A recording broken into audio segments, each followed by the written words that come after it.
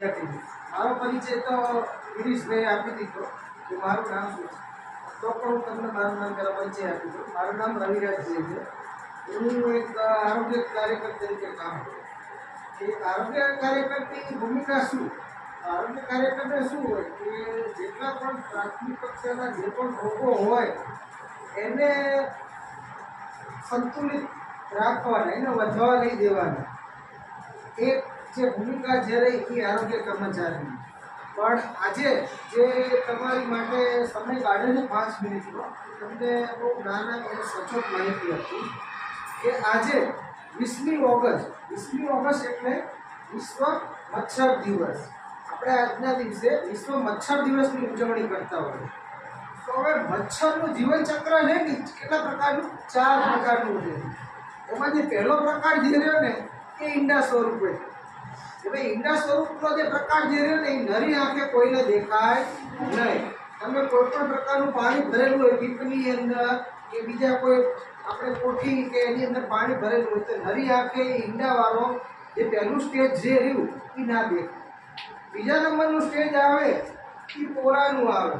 તમે ઘણી બધી જગ્યાએ જોયું હશે કે ટાંકીની અંદર જીવડા સ્વરૂપે નીચેથી ઉપરની તરફ આવતું હોય.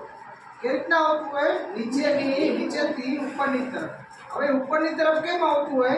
કેમ કે ઉપરની સપાટી આવે ને ત્યારે એને ઓક્સિજન જીવવા માટે લેવા માટે આવે. જીવન જરૂરિયાત માટે બધાને આપણે કેમ આપણને ઓક્સિજનની જરૂર પડે એમ એની જરૂર પડે. ઓક્સિજન લઈ ફરી પાછું એ નીચે જતું હોય. એટલે બીજા નંબરનું સ્ટેજ છે. અને ત્રીજા નંબરનું સ્ટેજ જે રહ્યું એ લાર્વા કહેવાય, એ પ્યુપા સ્ટેજ કહેવાય કે જે કાળા કલરના જીવડા જેવું બની જાય.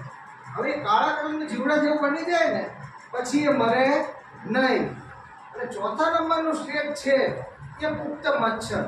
હવે ટોટલ સમયગાળો જે રહે ને 14 દિવસનો છે. કેટલા દિવસનો છે?